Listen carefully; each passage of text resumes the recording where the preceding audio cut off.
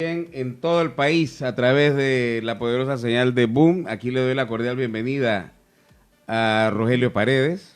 Gracias, hombre. Un Gracias, placer, Manuel. encantado. Saludos. Qué bueno estar en Boom. No conocía No la conocía, pero conoce Guau también. Sí, sí, claro. ¿No? Y Y a el grupo Charlie. de la frecuencia asociada. Sí, sí, al Sí, Charlie. claro, claro, claro que sí. Bien, bienvenido por acá. Y bueno, quiero hacer un poco más de docencia con el tema de lo que va a pasar el domingo. Sí, Son elecciones internas. así es. Aquí no votan todos los adherentes del PRD, No, no, no. votan los delegados. Así es. Este es un proceso interno donde se van escogiendo las estructuras de decisión política dentro del partido. Eso lo hacen todos los partidos políticos. Así es. El que entra como partido nuevo establece estatutos y dentro de sus estatutos está el mismo proceso. ¿Qué pasa? Que en algunos casos le llaman convencionales, en otros casos le llamamos delegados.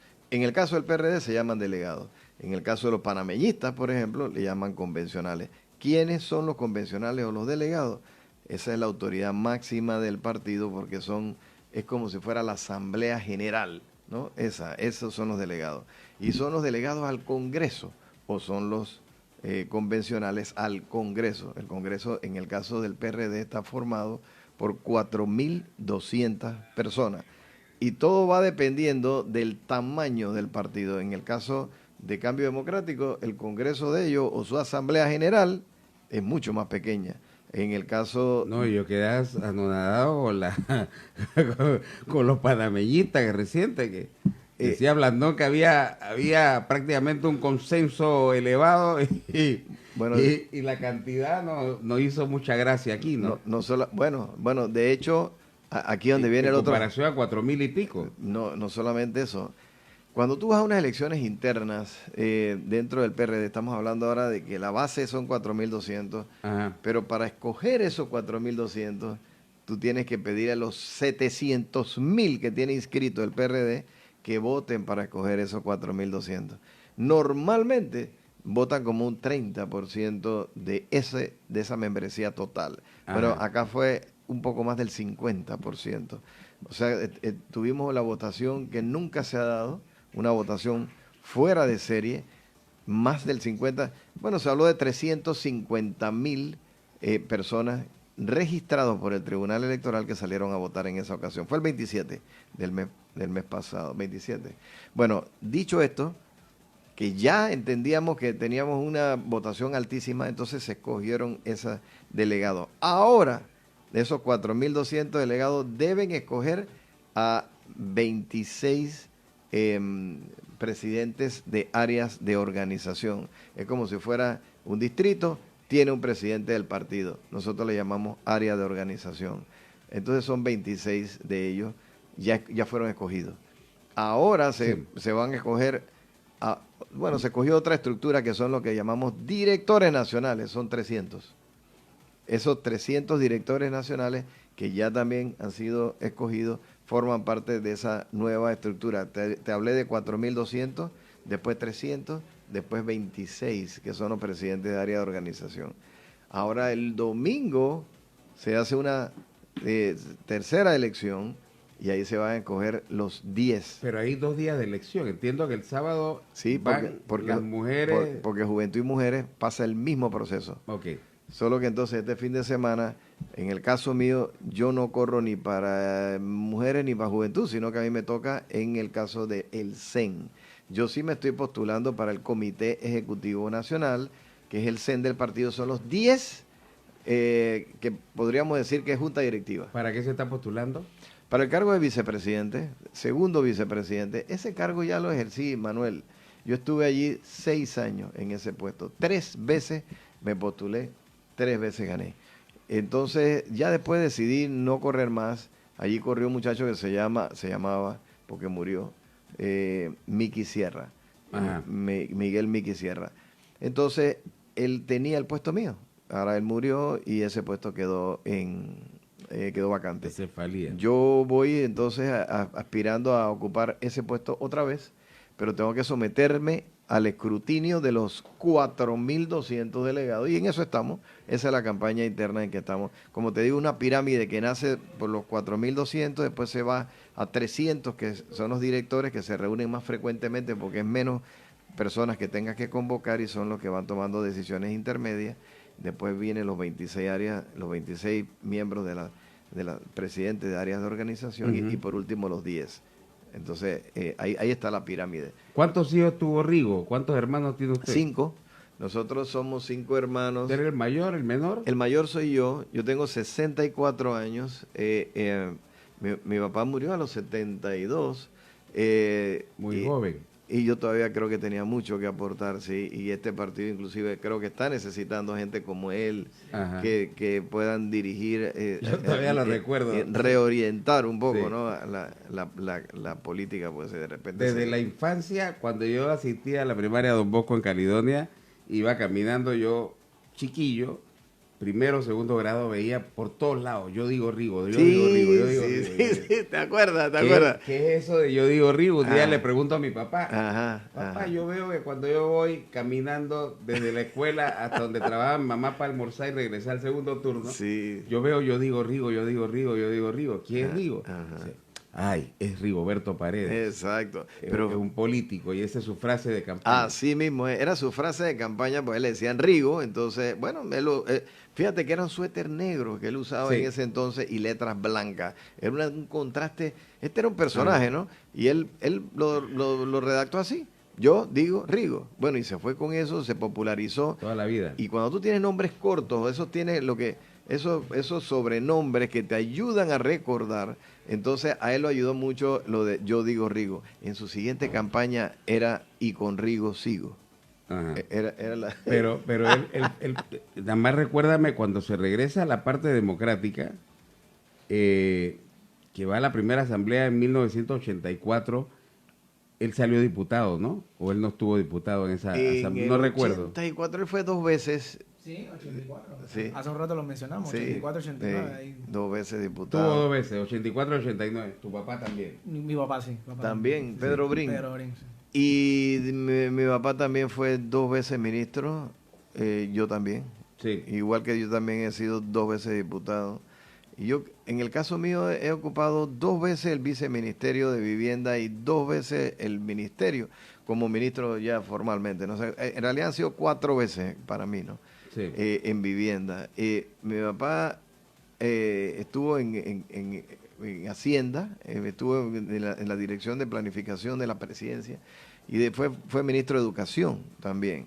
Él era economista, entonces llevaba la política en las venas. Yo creo que en el caso mío... Gerardo González también. Será un grupo que hace falta esa gente, la verdad. González. Gerardo González, Rómulo Escobar, sí. Me gustaba verlo, lo vi una vez en acción, antes que falleciera, en una cantadera. Gerardo. Gerardo. A Pedro no lo he visto jamás, nunca, en un acto, de esta magnitud, pero el papá sí era de eso. Él iba a las cantaderas y andaba con las manos así, tronando los dedos, cantando, le gustaba el folclore, era un enamorado del folclore, Gerardo. Enamorado del folclore, y andaba así siempre con su sombrero montuno, de verdad que era un personaje, ¿no? De eso irrepetible. En esa época, y bueno, quedamos 2 hijos, el hijo de Gerardo y yo como hijo de Rigoberto, metidos en la política. ¿Tienen buena relación? Sí, nosotros nos manejamos bien. Él ha tenido, tal vez hemos estado en esquinas diferentes, pero yo no soy de los que cojo lucha, la verdad, Manuel. No. Yo no peleo con la gente. Si alguien quiere pelear conmigo, que sea él, pero yo no. Eso es lo que me ha mantenido vigente tal vez por 28 años desde que yo ocupé el cargo de viceministro de Vivienda allá en el 94, 99 con Pérez Valladares. Desde allá hasta acá. Yo me he mantenido siempre vigente en este mundo político sin problemas. ¿Qué pasa con el PRD? Yo aquí he hecho análisis en la esquina del PRD de Omar y se lo he dicho a la gente. Yo creo que más energía que muchos PRD para todavía ponderar las cosas de Omar buenas.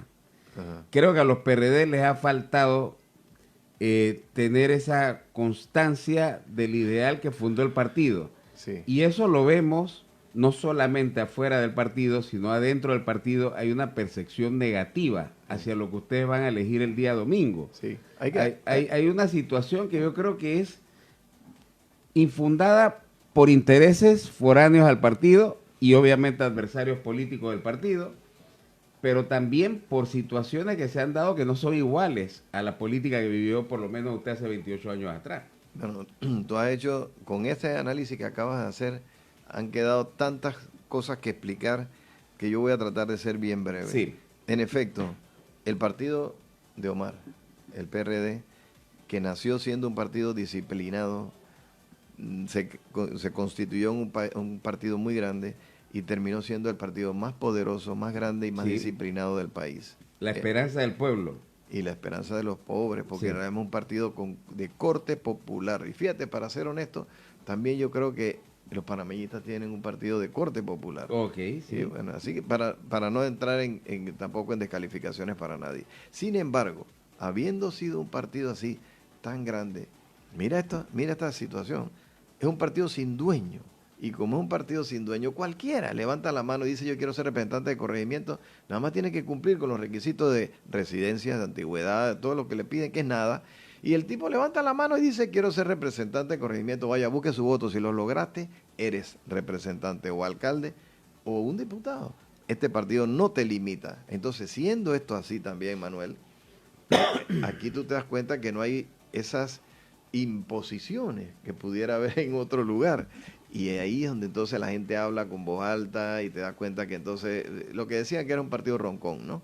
Eso es bueno y malo, porque entonces hay exceso de democracia de repente y tampoco la puedes limitar si quieres tener un partido que se llama Revolucionario Democrático. Sí, claro. Entonces, lo que sí tiene que haber es liderazgo interno para poder mantener la disciplina y que no se disparen la gente, sabiendo que tenemos la responsabilidad de quedar bien con gente afuera y dentro, que nos están viendo y que para llegar a administrar un país, muchas veces el vehículo, no muchas veces, el vehículo es un partido político, porque yo no he visto nunca que alguien se convierta en presidente porque fue por una inspiración divina y alguien lo tomó y lo puso ahí. Tienes que haber participado y buscar tus votos o a través de un partido político o por la vía independiente, y eso está difícil.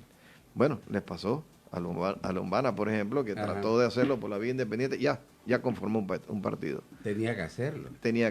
Porque ¿Sabes el desastre que yo se lo he dicho a Lombana, el desastre que hubiera sido que él hubiera salido presidente de la República? ¿Sin estructura? No, señor. Y peor, un alcalde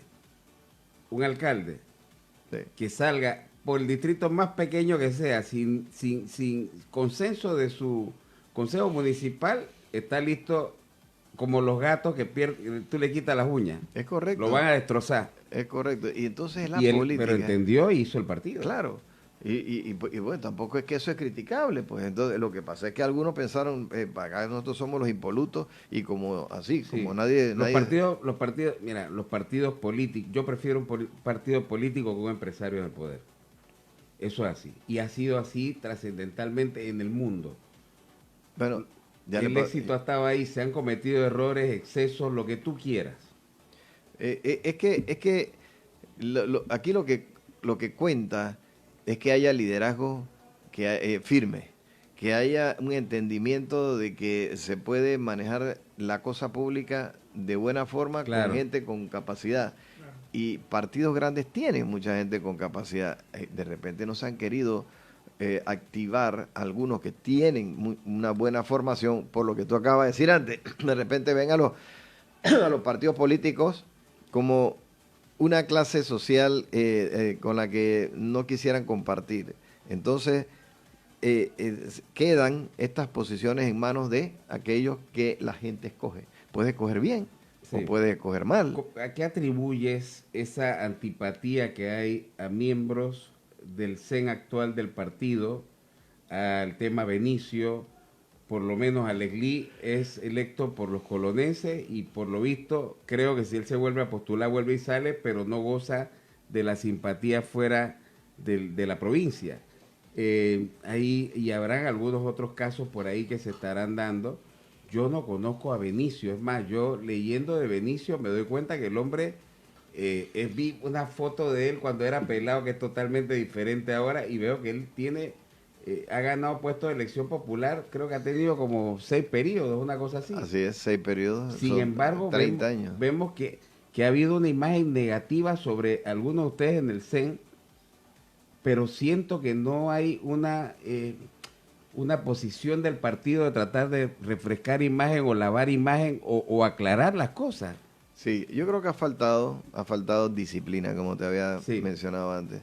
Y también el partido debería haber enfocado su acción, su trabajo político en destacar las cosas buenas que ha estado haciendo el gobierno, porque tampoco se puede decir que el presidente Cortizo todo lo que ha hecho es criticable y malo. Sí. Entonces, más bien yo diría, estando cerca de él, porque estoy cerca de él, puedo dar fe de que el hombre tiene buena fe y quiere hacer que su partido, que su país salga adelante.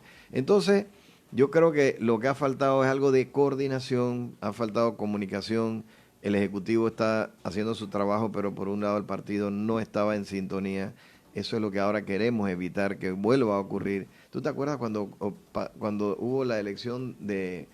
¿Te acuerdas cuando se habló de la ola azul? Así es, de Navarro. De Navarro. Bueno, la ola azul era un candidato PRD que decidió colocar toda su propaganda en azul y que de ahí en adelante entonces estableció una estrategia, gana, pero gana sin las bases del partido. Ganó con una estructura que diseñó su propia campaña. Qué interesante. Y después viene este pedacito, él decide poner esa estructura de su campaña personal sobre el CEN y sobre la estructura formal del partido.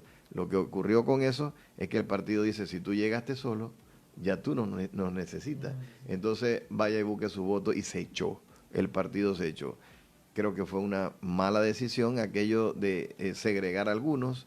Y él tuvo alguna frase, ¿te acuerdas? La famosa con Balbina. Sí. Entonces tú estabas segregando, era descalificando, y eso no se puede hacer en política. Entonces son lecciones aprendidas, Manuel, y te debo decir, pues, yo formé parte de la ola azul. Si yo era parte de la ola azul y yo quedé en ese CEN también, y yo creo que fue una mala decisión. Cuando Navarro declinó en esta última, hubo mucha gente, o sea, para que tú veas, hubo mucha gente, actualmente gente que ganó diputaciones y que yo me encontré y hablé y lamentaron mucho la salida de Navarro, pero después se cerraron en fila y descubrí que el PRD había madurado en una cosa. Nos guste Cortizo o no nos guste Cortizo, vamos con la decisión de votar por Cortizo. Bueno, y eso fue lo que lo hizo ganar a ustedes, si no fuera el tercer periodo perdido ustedes. Bueno, vamos a ponerlo de otra manera. Cortizo no es ni delegado. O sea, toda esta estructura que yo te acabo de mencionar, él no pasó por esa estructura. Y es presidente de la República.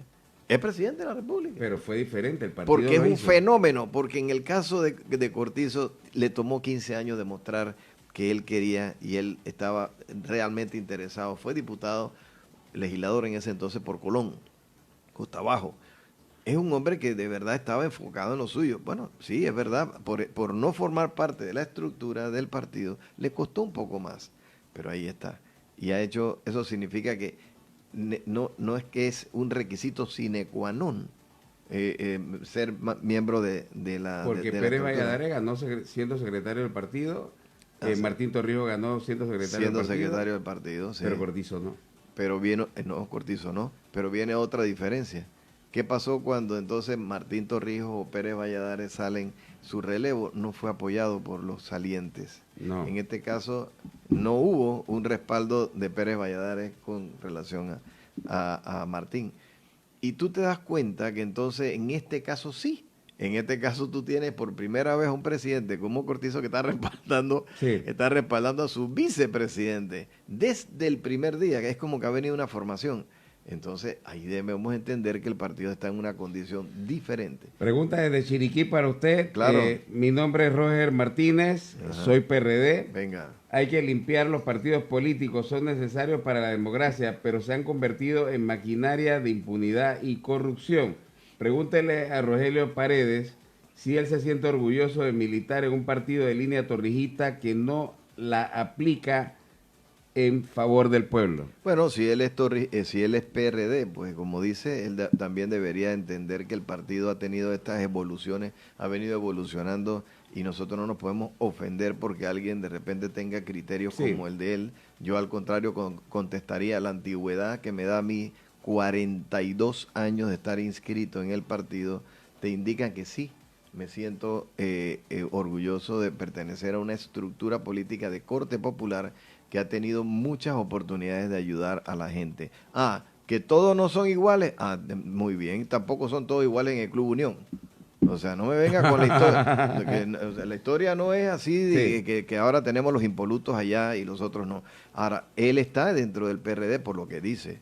Por lo que dice. ¿Conociste a Omar Torrijos? ¿Cómo no? Mira, tengo anécdotas de Omar que yo inclusive que puedo relatar y otros no. Tal vez eso es parte de eso que traigo ya en mi sangre que me indica que la verdad, habiendo conocido a Omar, creo que sí fue un hombre que tenía también, igual que Cortizo, una voluntad de ayudar a su pueblo. Pero tengo varias anécdotas porque debo también confesar, yo en ese entonces era novio de una sobrina de Omar Torrijos. Sí. Sí, ella se llama Gloria Arosemena.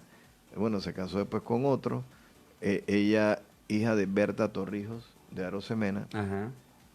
Gloria era mi novia en ese entonces nos reuníamos allá en Farallón, en la casa allá tenía Omar Torrijos, y los hermanos tenían unas casas de playa, y nos reuníamos ahí. Yo recuerdo que esto no es mentira, él sí se acostaba, se sentaba en una hamaca con su tabaco y hablaba, y los hermanos de él, los hermanos de Omar, se reunían alrededor y escuchaban, porque él tenía como que tal vez una percepción del mundo.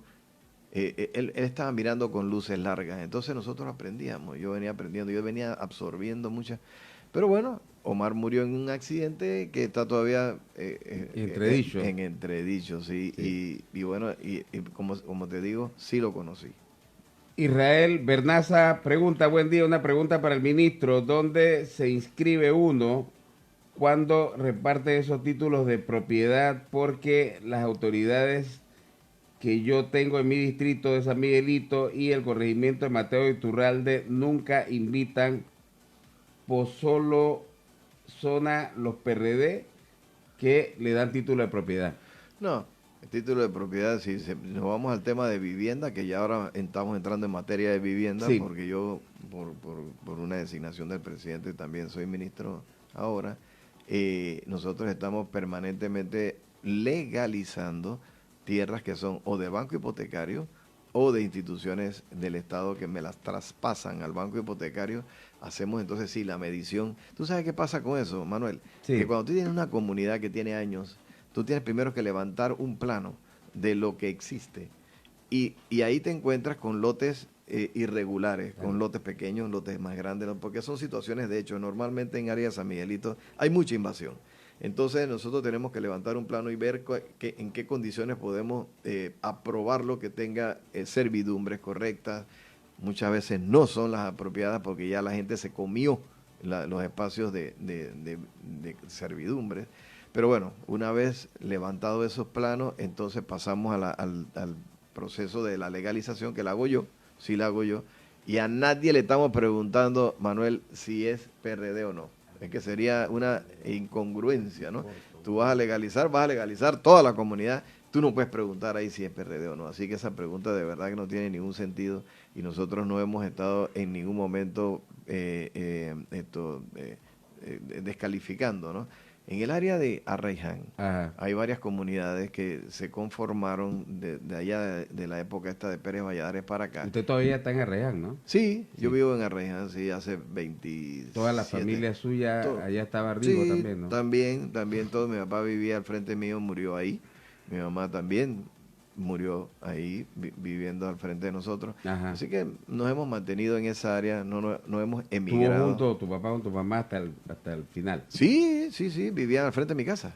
Qué bien. Y es que teníamos una pequeña villa, está mi hermano al lado, está mi otro hermano al lado, estoy yo, estaba mi papá, mi mamá, y teníamos este espacio ahí entre todos, así que yo cruzaba la calle. Es una calle interna, ¿no? Aquí entre nosotros. Sí. Y hablaba todos los días con él. Era maestro, ¿no? Yo me sentaba y él conversaba y él conversaba con mi mamá también. Ya para los finales, él tuvo un accidente corriendo, haciendo ejercicio allá en Cerro Azul, donde teníamos una casita.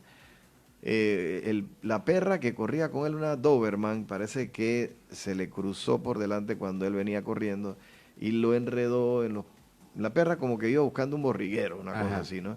Y se le cruzó por delante, él se enredó con la perra y cayó y tuvo un accidente que le afectó la vista porque se rastrilló, se rapó toda la cara ahí. Y después le hicieron una sutura, pero le tocaron algún nervio ahí que entonces ya él tuvo un problema de blefaroespasmo. El blefaroespasmo es una señal que envía el cerebro que te ordena cerrar los párpados permanentemente. Aunque tu visión sea normal, funcional, pero tú cierras los párpados. Entonces había que hacer un trabajo ahí de una toxina botulínica que se le inyectaba a los alrededores, en la frente y alrededor del ojo, para poder entonces esa toxina, que es un veneno de una serpiente, con eso se mandaba entonces una señal inversa y abría los párpados, pero eso no lo podía hacer todo el tiempo, entonces ya para el final quedó... Pregunta para el ministro Eddie Marciscano, pregunta... ¿qué podemos esperar del PRD cuando los que se postulan como secretario general y presidente por los últimos años han estado en esos puestos y tienen un partido lleno de tanta incertidumbre y desaciertos? ¿A qué le llamamos renovación? Si sabemos que el que no tiene poder económico, por mucho que quiera, no puede competir a lo interno si no cuenta con ese recurso. Eso es parte de la análisis que tenemos que hacer a lo interno. Es verdad, esto se ha prostituido. Ya tú no puedes hacer una campaña vendiendo tus proyectos y por tu nivel tal vez de tu trayectoria política. Sí. Esto no es en este partido, Manuel, en todos los partidos. Ya es una cuestión que la gente... Es lo que tiene... entredicho los partidos tradicionales. Claro, porque entonces se prostituyó, te lo tengo que decir con toda claridad. Ya tú no puedes salir a hacer una... Oye, me lo dice a mí que llevo 8 campañas políticas. Están necesitando figuras nuevas, están necesitando renovar. Bueno, entonces se tienen que postular. Mira, qué triste, dos ejemplos diferentes. La tía Mayín, a la que aprecio y estoy seguro que tú también muchísimo. Y ella me quiere también. Y tu persona. Fíjate, el gabinete y encima de todo el presidente, a veces nos falta el respeto diciendo que tiene un gabinete de ejecutoria cuando sabemos que hay fichas que no están caminando. Lo mismo decía Varela. Antes había una renovación, inclusive con Martinelli se hizo light, pero con Torrijos y todos los presidentes hacia atrás, Mireya, el Toro, el mismo Endara, había siempre una renovación del gabinete cuando había figuras que no se contemplaban con las prioridades de la gestión. Sin embargo, fíjate tú, si no estás tú, que te puedo mencionar, Doris Zapata, que también tiene un manejo político, aparte de ahí, no han habido muchos aciertos. Fíjate lo que pasó ayer con la ministra de Educación en Arraiján, lamentable. Que teníamos rato que no veíamos una ministra abucheada y hasta le lanzaron arroz, después nos explicaron esta mañana que después los estudiantes fueron y le ofrecieron disculpas. Y Mayín Correa en la asamblea. Esta asamblea está peor que la asamblea que supuestamente habíamos renovado. Ahora estamos extrañando a Tito Afú, estamos extrañando a un poco de gente porque tenía mejor manejo político. Tú estuviste en la asamblea. Sí. Tú sabes que esta asamblea no califica ni siquiera para pelear por un tercer lugar con la asamblea donde usted estuvo. Yo estuve 10 años en la asamblea y cada vez veo que hay más deterioro. Sí, es verdad. Sí. La percepción del público no es buena. Recuerdo que sí, en efecto, ¿te acuerdas que en la última elección se decía que no a la reelección? ¿Te acuerdas? No a la reelección. Sí. Y se decía, vamos a reformar. Bueno, 80% de la asamblea se reformó. Y vinieron, cuando digo reformó es que vinieron nuevos diputados, ¿no? Así es. Y yo no sé cuál es el cambio, el cambio trascendental que se ha visto. Yo siento que estamos cuidados peor. Porque no es cambiar la figura, es cambiar la actitud.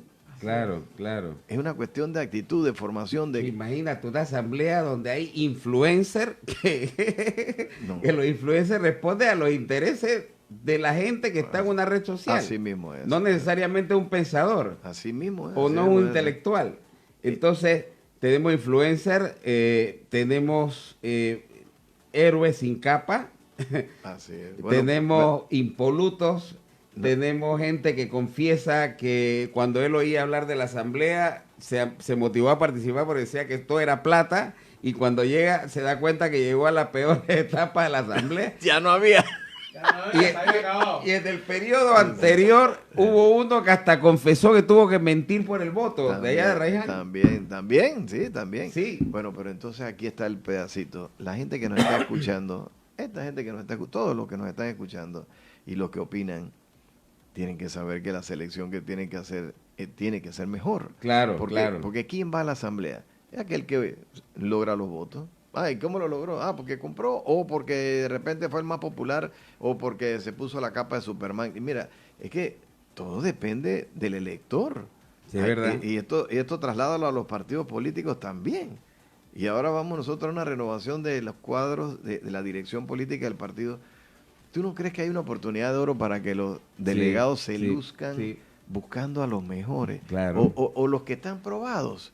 Pero si tú comienzas entonces a especular y dices, bueno, ahí va, no importa, vamos a tirar una moneda, lo que salga. Ah, entonces ya dígale tú al honorable diputado por qué mi partido, yo sí soy torrijista, no toma la posición de votar todas las manzanas podridas.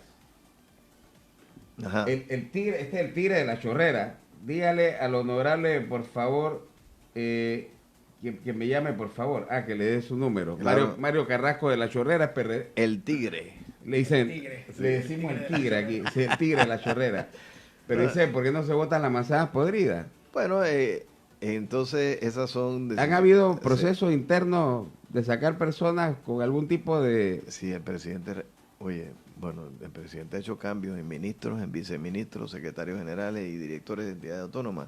La decisión está en manos del presidente siempre, Sí. porque él es quien nombra y destituye en el Ejecutivo.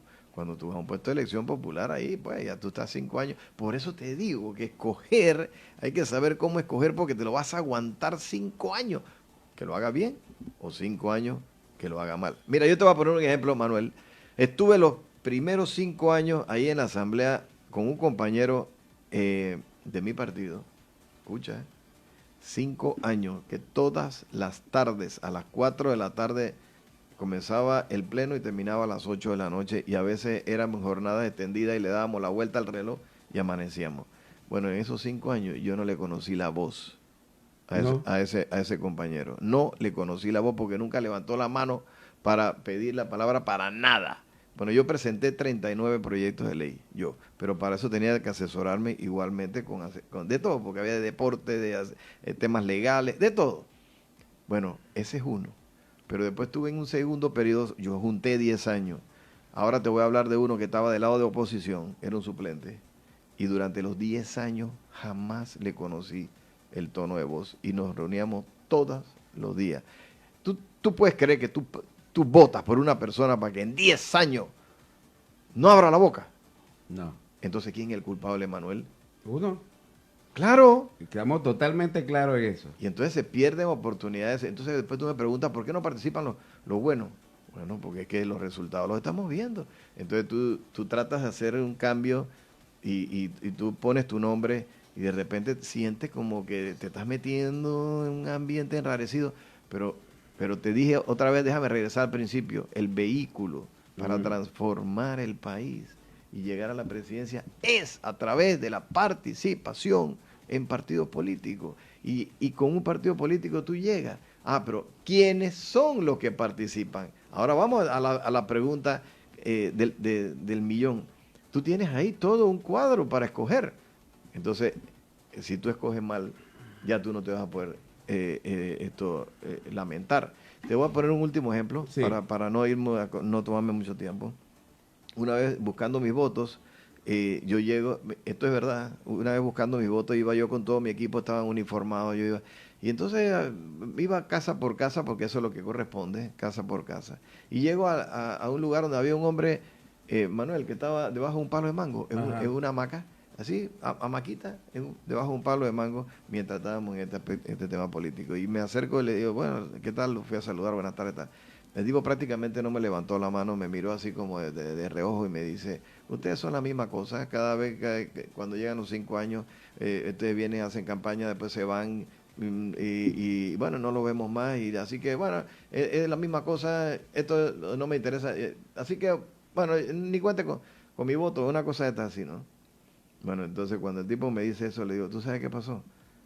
La verdad es que tienes razón en parte, porque la gente se va molestando porque no ven resultados, ¿no? Pero yo te puedo asegurar una cosa, los que están aquí conmigo, esos que están uniformados, ellos van a ir a votar. Ellos van a ir a votar. Tú que no tienes la intención de ir a votar, ahora te voy a pedir que no vayas a votar. Ahora sí quiero que no vayas a votar. Ajá. Porque entonces yo sé que ese voto tuyo nunca lo voy a tener. Pero si no vas a votar, entonces tú no te puedes lamentar después cuando salga el resultado, porque te lo tienes que aguantar 5 años. Entonces, si tu deseo es no hacer el ejercicio, pues, y tú no vas a ejercer tu derecho a voto, no te puedes quejar. Pero lo que sí te puedo decir es que esta gente que viene conmigo van a ir a votar. Yo la última pregunta le voy a hacer, pues se nos acabó el tiempo, nos quedan 4 minutos.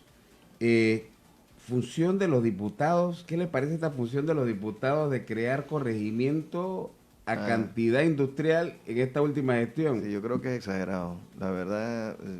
No, ¿te parece, sí, siendo de Arraiján, que Bacamonte merecía tener un corregimiento? Ese es un ese es un corregimiento grande. Pregunto porque no vivo en Arraiján, no lo conozco. Bueno, estoy descalificado para opinar. El corregimiento más grande del país estaba en David y lo subdividieron. Después seguía Juan Díaz, creo que era, y después Arraiján, Vista Alegre. Son de los más grandes corregimientos. Atender eso de verdad es un problema. Yo creo que lo que hay que hacer, bueno, no sé si la división se hizo de manera correcta. Me dicen que lo que ha quedado es un segmento como si fuera del área pobre y después el área acá menos pobre, y me parece que eso no creo que eso tal vez esto podría ser revisado, pero al final del camino tengo que decirte que sí es un corregimiento enorme. ¿Viene ahí entonces un nuevo representante de corregimiento? Sí, debe venir un nuevo representante de corregimiento que le tocará a lo mejor un área conflictiva, pero por lo menos se la sacas al que ya está en este momento viendo lo bueno y lo malo, o viendo todo, una cantidad muy grande de casas y de personas ahí.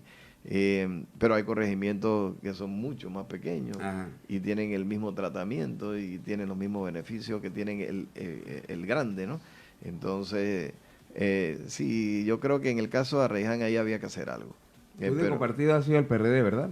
El único partido. ¿Y va a seguir usted militando después de esta gestión de gobierno? Yo pienso que sí, porque si ya yo decidí eso, como tal vez el partido que siento que tiene el corte popular y la posibilidad de ayudar transformando, precisamente porque conocí a Torrijos desde que lo conocí, pues desde antes de que muriera.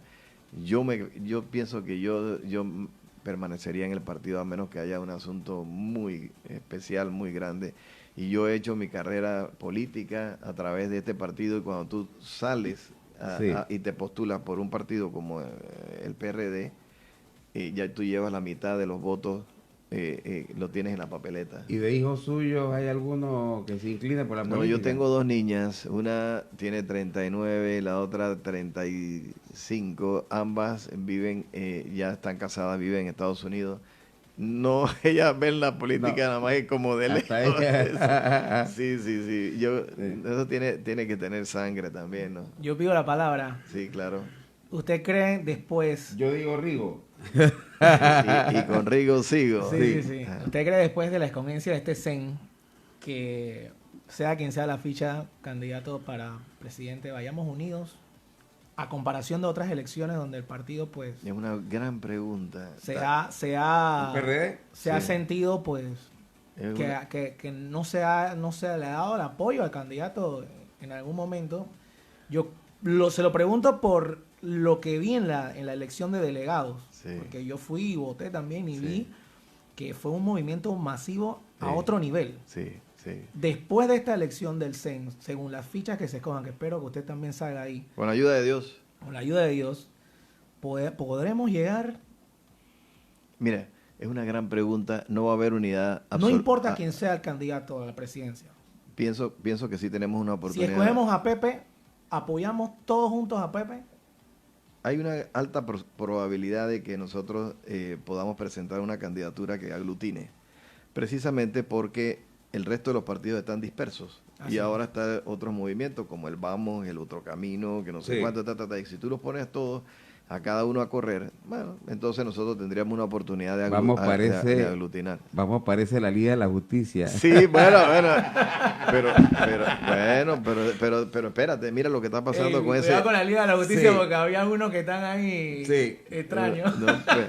Pero ese grupo ellos se venden como impolutos.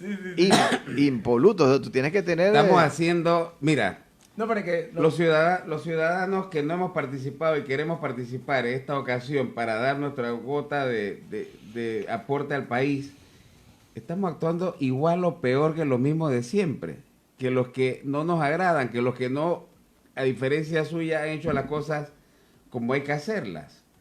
Esta nueva camada de políticos en los partidos tradicionales que están desluciendo a los partidos tradicionales.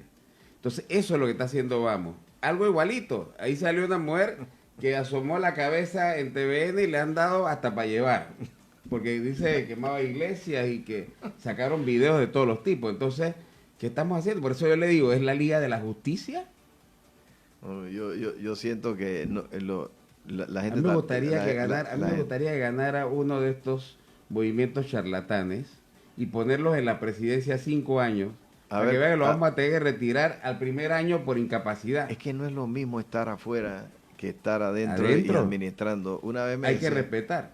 Es que esto es un crecimiento, esto es un asunto que requiere también entrenamiento. No es como llegar a improvisar. Tú no puedes improvisar. Bueno, Manuel, vamos a suponer que tú mañana te tienes que operar el corazón, que Dios no lo quiera, pero tienes una operación del corazón que hacer. Y entonces resulta que tú te llamas Pedro también. No, yo me llamo José. José, que es amigo tuyo, que lo conoce, que está todos los días aquí, te dice, ¿tú sabes qué pasó? ¿Qué tal si yo te opero? Si no te voy a cobrar nada, si yo soy tu amigo. Claro. Entonces tú dices, me voy con José, que es mi amigo, porque es mi amigo, y va a la operación, o tú vas a buscar un cardiólogo. Yo creo que tú vas a buscar el que sabe. Claro, el que sabe. Aunque él sea tu amigo. Sí. Él te diga, no, confía en mí si yo te... el bisturí te lo uso bastante con masilla. Entonces tú te vas a poner, hermano, hay que tener cuidado. Por eso te digo que uno tiene que saber lo que va a hacer. Decía una vez, ya para cerrar, yo tal vez me estoy pasando mucho, pero yo tengo tantas anécdotas. Una vez me decía mi papá, mira, había alguien que estaba criticando... a los que estaban haciendo algo en el gobierno en ese momento, ¿no? Claro. Y entonces decía mi papá, bueno, esto es como que tú te vas a un juego de béisbol y tú estás con un cooler y la cerveza y el hielo aquí al lado, barrigón, acá en la gradería, y el tipo le tira, el pitcher le tira al bateador, le hace un lanzamiento que puede ser una recta de humo o le manda tal vez una curva, y el bateador tiene que ver cómo le pega. Entonces, donde el tipo se poncha y falla y comete un strike, entonces tú desde acá lo comienzas a chiflar, ¿no? ¡Ya, malo! ¡Sácalo! ¡Ah, para afuera! Sí, pero anda a batear tú. Anda a batear tú para ver si te tiran la misma recta de humo, ¿cómo la vas a batear? O la curva. Entonces tú tienes que saber cómo te vas a manejar. Y eso no es improvisando, Manuel. Sí, señor. Eso hay que saber hacerlo y hay que tener... Todos somos panameños, además, y tenemos más en común que lo que nos pueda dividir en cuanto a ideales o partidos políticos. De acuerdo contigo, de acuerdo. Hay muchas más cosas que nos unen. Yo tengo interés en participar. Yo tengo 10 años disponibles para mi país.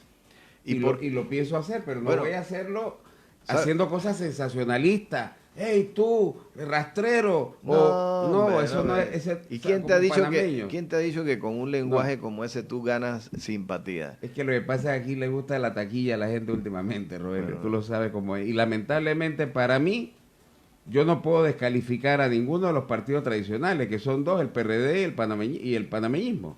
no los puedo descalificar. ¿Y tú me has escuchado a mí hablar mal de otro? No. ¿Aquí o en algún lugar? No. Bueno, esa es la clave del éxito. No pelees con la gente. Tú nada más que establece tu posición. Gracias, Rogelio, por el tiempo. Gracias por ha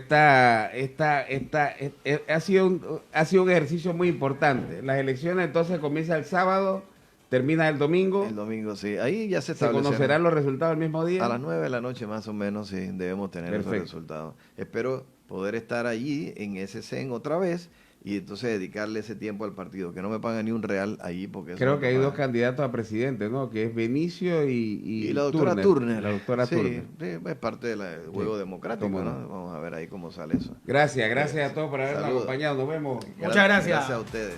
Sí. Nos vamos. Mañana estamos de regreso nuevamente en la versión del miércoles, ya a mitad de la semana aquí en Boom. Les recuerdo dar sin esperar recibir para obtener la bendición de Dios. Que pasó excelente día. Saludos. Listo.